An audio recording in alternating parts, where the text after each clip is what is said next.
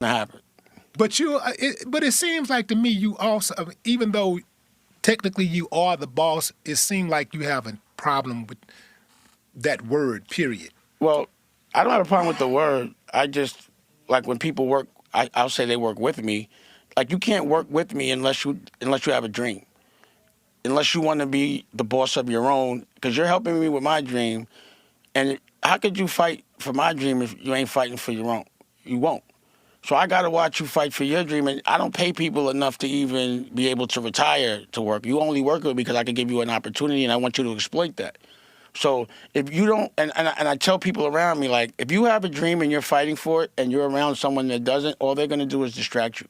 They have nothing to talk to you about. What are they going to talk to you about that's going to help your dream? All they will do is talk to you about things that will distract you because they have nothing to talk about that they're fighting for. So you have to have a collective of people that are dreaming and fighting for a war, or else they're going to distract you from the war. You know, when I'm having conversations with people in this moment, not always, but right now, I've been investing in this network for 10 years, way over $20 million. And that's out my pocket. And I'm waiting for this thing to turn around. So I already did the record label. I know what that yields. It doesn't do it. I do the fashion. I know what it yields.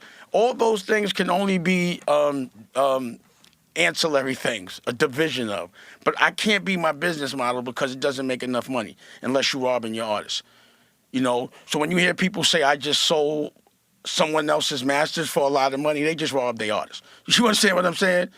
I never took none of my artists' masters. So could you imagine me with Jay-Z's masters or Kanye's masters or any one of the masters? I'd be a trillionaire. But see, the thing about it is if you keep a creative rich, you get Kanye. You get Jay-Z. Creatives have ideas all day. They just can't make them happen because they ain't got no money, and then they got to get robbed to do it, and it doesn't become the idea they want.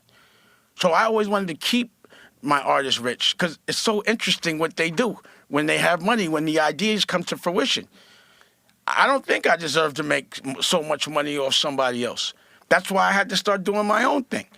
I gave everybody a 15-year head start. Like, I'll help y'all get there so I can have a little competition. Now the games begin. Now I'm going to work on my brand. And that's what I've been doing. So we get to make books. I get to be with principals. I get to do art. I get to do fly shit. As soon as I